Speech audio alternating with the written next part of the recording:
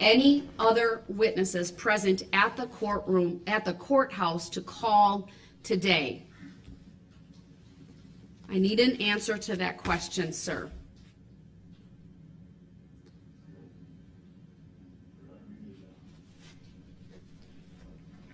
So we addressed the subject matter jurisdiction that we haven't addressed when I was just over here, or since I've been over here? Are we addressing subject matter jurisdiction? I'm going to mute him just for a second. No, I'm not going to address subject matter jurisdiction. This is a common ploy by Mr. Brooks. When I attempt to go through certain things with him, ask him questions, he tries to divert our attention away to subject matter jurisdiction. I have issued a written decision on that. He has not filed any type of interlocutory appeal regarding that. This court's position is there is subject matter jurisdiction, and I'll deny verbally and orally at this point his request to dismiss the case based on a lack of subject matter jurisdiction. Subject matter jurisdiction was Darrell Brooks's calling card when it came time to derailing the process at the Waukesha Christmas Parade trial. How's it going, everyone? This is Christian Geek. You're watching Sight Sounds Flavors on YouTube, sightsoundsflavors.com. If at any point in time you like the video, please give it a thumbs up. Really helps the channel. Also, guys, please subscribe to the channel, ring the bell for notifications. There's also a button down below here that you can just hover over, subscribe. It's not going to stop the video. It's not going to take you to another website. It really, really helps the channel. Also, please leave a comment. The comments are so important because they inspire me to make a lot of videos, and they also inspire me to give me different perspectives, to look at things differently as opposed to how I would normally look at them, which is just the way that I would look at them. And one last housekeeping note. I want to start doing live videos. And so I want to talk more because this is really cool. I really enjoy talking about the legal concepts because I'm an attorney. So some of you guys ask me some really, really interesting legal questions and I don't know the answer. And it makes me have to go and research it, which I like to do because you learn something new every day. And then some of you say things that I agree with. Some of you say that I'm not being fair, that I'm being too hard on Judge Doro, that I maybe am not, what did one person say from Bakersfield, California? They said that I was closed to the idea that Darrell got a fair trial or did not get a fair trial. And I'm like, I think that he got more than a fair trial. Okay, but this person in Bakersfield, I don't know if they're saying that he didn't or if they're saying that I should be more open to the fact that he didn't. I don't know, but I'm sorry. I think he got more than a fair trial. I think he got a lot more than any criminal well, I shouldn't say criminal, but that any pro se defendant would get. But he's a criminal, though. To me, he's a criminal. And, he's just listen, I think he got a fair trial. And that's not to say that every, person accused of a crime is a criminal. But to me, Darrell Brooks is a criminal. And, I knew he was a criminal from the beginning of the trial. And, I'm sorry. I never for a second thought that he could be found innocent. I don't know, anyways, I'm drinking Coke Zero, so that's why I'm taking these pauses. I don't want to burp out loud, Anyways, so subject matter jurisdiction, that was his calling card. And, I had not seen this one particular clip. And it's just here I am, second time around making videos because the original run here at Sight Sounds Flavors, as you guys know the backstory, I erased because I was just we're just talking way too much on this trial, and I made the mistake of listening to haters, and there's some really good videos, but the thing is, I have everything saved on external hard drives, and I could have easily, shared them all again. It's not like a violation or anything. It's original content that was erased. I'm putting it back up, but then I thought, I've evolved since those videos. I may not think the same way as I thought in those videos. So I just went ahead and left all those videos on those external hard drives. I didn't even watch them, which maybe I should watch them to remake them, but I don't even want to remake them. I've already done that. So I'm starting afresh with everything. And but even with all the videos I did then and the videos I've done now, there's still so many clips of this trial that I've never seen. And I like this clip that I share for fair use, and that's what I do, and that's the essence of fair use. You take a small clip, you talk about it, or you take a small clip and you do something to it. You don't just, and again, this is not me attacking other channels, it's just me making an observation of other channels. I don't like when other channels put like 2-3 hours of trial footage on there. To me, that's like very unimaginative. And I have YouTube Premium, so I don't know if the videos have ads, but I'm pretty sure they do. And they probably have a gajillion ads as well. Some videos have upwards of like 20 ads. I just think it's just like, I mean, it's just not my style. And I just don't see my viewers and my subscribers watching those videos, just because I think that my viewers like this thing that we do where we actually talk about the case and we interact in the comments. And so I feel like a live chat is just, yeah, I mean, that's like exactly what this audience would like. But I want to hear your take. So like, please, I'm not sponsored by Coke Zero, but my gosh, is Coke Zero good. Have you guys had this? I also have Diet Dew, which I haven't opened, depending on how many videos I make. But, you know, these are both amazing. But this one actually has calories. Don't be fooled. It says 0, but it has orange juice in it. A little bit of orange juice, meaning that it has a calorie in there. It's like 0.4 calories. They don't have to report it because it's 0.4. It's not 0.5 or greater. You start drinking a bunch of these cans. I mean, I don't know. Whatever. You start drinking a bunch of those cans, nothing's going to happen. When are you going to have like 3 calories? But anyways, but with regards to the live, I think that if I see the comments, I will do it, because I don't want to do a live chat and, you know, be sitting here talking to myself, even though I can save it and still put it up and it still be a great video. But it's just, if I'm going to do a live video, I want to have live interaction. And with, you know, 5,400 subs, I don't know if we're quite there yet or not. But if I see 20 comments to this video, which is going to come out, I think today's October 24th, 23rd, 24th. Gosh, I don't know what date it is. It's Tuesday. So if I see 20 comments today on this video, it's not fair to say like total, because this video is going to be out for like, I don't know, years, hopefully. And if I see 20 comments over the course of 3 years, that's not what I'm talking about. If I see 20 comments to this video today, if you guys want me to do a live chat, maybe once a week, once a month, I guess put it in the comments, I like the frequency of it, then let me know. It's an attractive idea because there's like super chats. I've already received a few super chats and I'm so grateful to you guys for those. That's basically where somebody will send like $5 or $10 or something.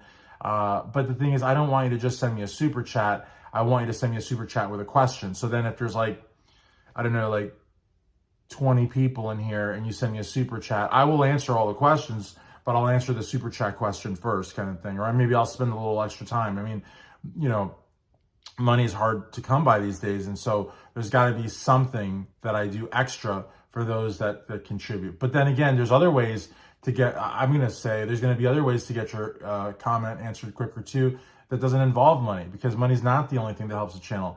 If you're somebody that leaves comments on all the videos or likes all the videos, if you're somebody that shares the videos, that's going to get you bumped up to the top. So again, I'm not doing this for the money, but at the same time, if somebody's going to drop $10, I got to do something for them, right? You know what I mean? It's a very nice thing. And sometimes thank you's not enough, although thank you goes a long way with me when I do something for someone, because it's just, you know, I don't do something to get something in return.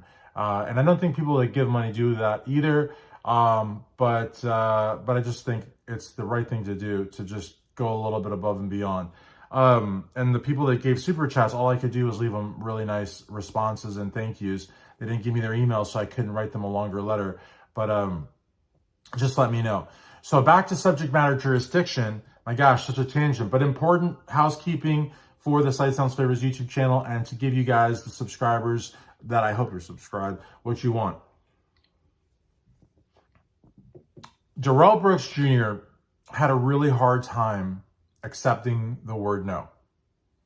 Had a really hard time with it, not just during the trial, but probably for his whole life. You know, I don't have any mental health experience. I'm fidgeting with this. This is like this thing goes on the files. Like one goes there. It's like, you know, I don't know what you call this, but that's what I'm fidgeting with. But he had, you know, a really bad time hearing the word no. We saw him, a lot of folks have pointed out, when he wanted to be nice, he would say stuff like, if it pleases the court, or I'm sorry, Your Honor, I respect you, Your Honor, things like that. We saw a little bit of, not a lot, but we saw a little bit of levity.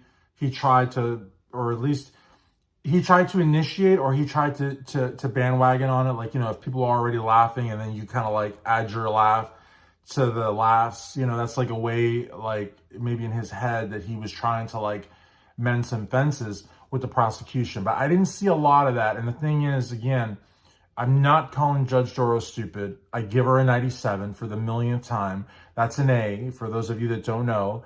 You may be from another country where you don't score based on letters, but a 97 is a 97. And that's an amazing score. But, I think that where I was going with that was, I think that Sue Opper and Daisy and Wichow, they or Basie, I think her last name is, were a little bit more street smart, which is a given because they're prosecutors. But judges should be street smart too. I don't know what it is. But Judge Doro, I think, was a little bit more deer in the headlights than the three prosecutors. And that's why there was far, far less moments of levity and sort of commonality, or just chillness between prosecution team and Brooks, as opposed to Brooks and Judge Doro. But even still, Judge Doro saw the subject matter jurisdiction argument a mile away. And for this clip, it's a Judge Doro that I'm not used to seeing on clips. And that's just basically, she muted him, which was good. Very, very proactive. And she laid down the law, and she wouldn't budge. But then later she would budge, because I think it's her nature to, and that's the other thing too.